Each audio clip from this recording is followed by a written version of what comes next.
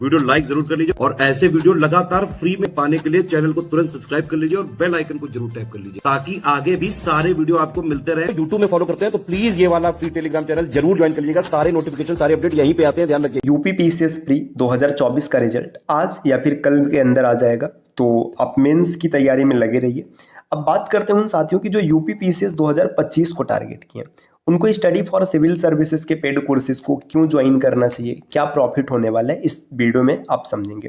देखिए, ये UP PCS 2024 का जो पेपर हुआ था, इसमें सबका धुआं धुआं हो गया था। पेपर का लेवल एकदम अलग था, पूरे मार्केट में हलचल मच गया था कि ये क्या कैसा पेपर आ गया। आप 2024 के पेपर में देख सकते हैं कि स्टडी फॉर सिविल सर्विसेज के पेड कोर्सेज से कितना अधिक मैच हुआ है। यूपी पीसीएस 2024 का जो प्री हुआ था, इसमें GS1 जो स्टडी फॉर सिविल सर्विसेज से डायरेक्ट 108 क्वेश्चन आए थे। मतलब 108, अब ऐसा नहीं कि हवा में बात कहा जा रहा है, अभी एक एक प्रश्न आपको प्रूफ के साथ दिखाएंगे। Selection material test series paid quizzes से डायरेक्ट थे। 10-12 क्वेश्चंस तो ऐसे थे जो SCS के पेड डिस्कशन ग्रुप जो है उससे मिले थे, ऑडियो या वीडियो के माध्यम से आपको बताया गया था। इस तरीके से कुल 120 प्रश्न मिले, जो कि कट ऑफ प्राप्त करने से बहुत ज़्यादा है, आराम से आप निकाल लेंगे। अब प्रश्नों को देखिए, जैसे ये यूपी पीसीएस 2024 का पेपर से डायरेक्ट लिया गया। यहाँ पर जो कॉलम 1 है, कॉलम 2 से इसकी मैचिंग करनी। देखिए, देश बताएगा और देश के पर्वत के बारे में बताएगा। आप यहाँ पर देख सकते हैं, देखिए यहाँ पर जितने भी पर्वत दिए गए, चाहे आप बात करें आल्पस की, चाहे एपेनाइन की, चाहे पिरेनिस की, चाहे बाल्कन की, आप हर एक पर्वत देख सकते हैं। देखिए यहाँ पे एपेनाइन देख सकते हैं, आल्पस देख सकते हैं, पिरेनिस देख सकते हैं, पेनाइन देख सकते हैं। इसके अलावा देखिए यहाँ पे इसके और महत्वपूर्ण बिंदु क्या है, विवरण भी बताया गया।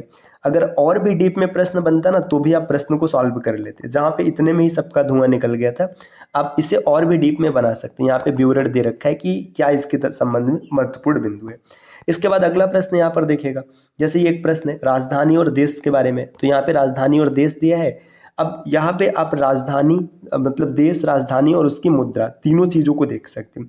अब जैसे मान के चलिए यहाँ पे मुद्रा आ जाता, तब भी आप दिक्कत में आते, तो इसलिए यहाँ पे मुद्रा को भी रख दिया गया, ताकि अगर कभी करेंसी भी पूछ ले तो भी आप आराम से कर पाए।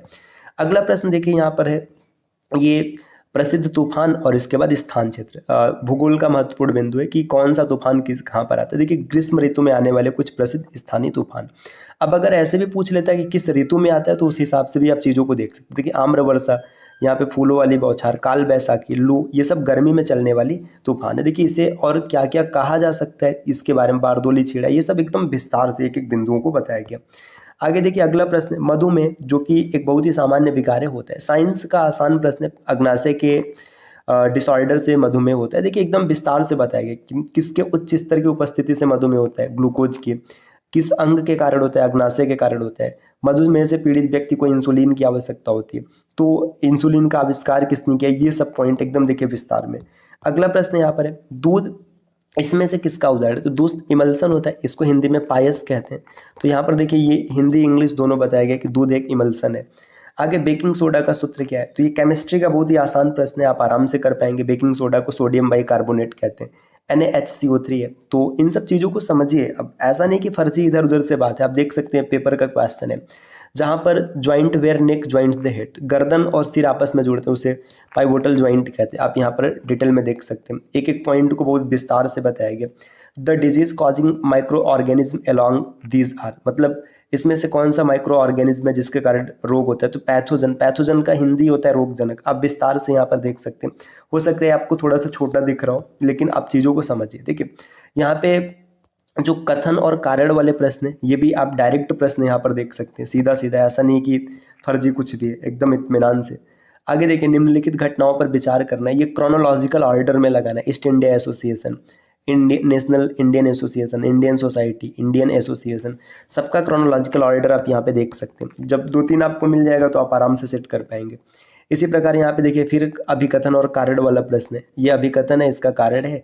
यहाँ पर एकदम सेम यही प्रश्न है, देख लीजिए, कोई भी मतलब बाहर से नहीं है, एकदम सेम वही प्रश्न है। नेक्स्ट आगे यहाँ पर दिया हुआ है अगला प्रश्न देखिए, अब इनको भी क्रोनोलॉजिकल ऑर्डर में व्यवस्थित करना है आपका, इनका देख सकते हैं ऑर्डर क्या होगा। देखिए यहाँ पर है, इसके बाद और चीज़ों को आप आगे बढ़कर यहाँ पे देख सकते हैं। नेक्स्ट, कौन सा संशोधन अधिनियम भारत के स्थानीय शासन संस्थाओं से संबंधित है, तो आप देखिए यहाँ पे विस्तार से। भाई क्यों इधर उधर परेशान होंगे, आप एक एक प्रश्न को देखिए, डिटेल में देखते हुए चलिए। भारतीय अल्पसंख्यकों के लिए विशेष अधिकारी संबंध में निम्नलिखित कथनों पर विचार कीजिए। यहाँ पर आप सीधा देखिए 7वां संविधान संशोधन अधिनियम है ना। अब आगे यहाँ पर दिया है कि इनको फिर से क्रोनोलॉजिकल ऑर्डर में लगाना है। वेल्लोर विद्रोह, मानव विकास सूचकांक जो HDI है, इसके बारे में ह्यूमन डेवलपमेंट इंडेक्स, आप देखिए ना इसमें ये हाईलाइट किया गया है पीले कलर से। जितना भी इंपॉर्टेंट है सब कुछ आपको मिलेगा।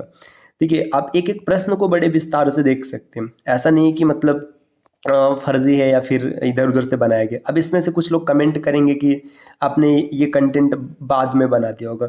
मतलब आप जरा सा भी तो दिमाग लगाओ, कॉमन सेंस लगाओ कि क्या मतलब जो पेपर आया है पेपर के हिसाब से ऐसे मतलब एक एक स्क्रीनशॉट वो किया जाएगा बाद में रेडी करने के लिए, ऐसा कुछ नहीं है। जो कंटेंट है ये कंटेंट का स्क्रीनशॉट है। आप इसको देखिए, मतलब अलग अलग जगह से सब अलग अलग तरीके से बनाया गया है। यहाँ पे देखिए संविधान संशोधन में कोई संशोधन लाने का उपक्रम किया जा सकता है, तो आप देख सकते हैं सेम वही प्रश्न है ये बाद में डिजाइन नहीं किया गया। अच्छा अगर बाद में डिजाइन किया जाता तो ये सब नंबर वाला ये कैसे होता ये। अब भाई जिनको नहीं वो है तो फिर उनके लिए कुछ भी नहीं है, और जो समझ रहे हैं जिनको क्लियर करना है एग्जाम तो फिर आप समझिए फिर कि स्टडी फॉर सिविल सर्विसेज से क्यों पढ़ना चाहिए। देखिए ये विदेशी यात्रियों का क्रोनोलॉजिकल ऑर्डर है। इत्सिंग अलबरूनी, वेनसांग फायान, आप आराम से सेट कर लेंगे। देखिए फायान हो गए, इसके बाद वेनसांग हो गए। अभी और इसमें आगे देखेंगे, जैसे देखिए यहाँ पे देखेंगे तो पीछे जैसे और आगे मिलेगा अलबरूनी यहाँ पर है। एक एक करके आपको सब कुछ मिल जाएगा। असहमति की आयु अधिनियम ये आप देख सकते हैं, है ना।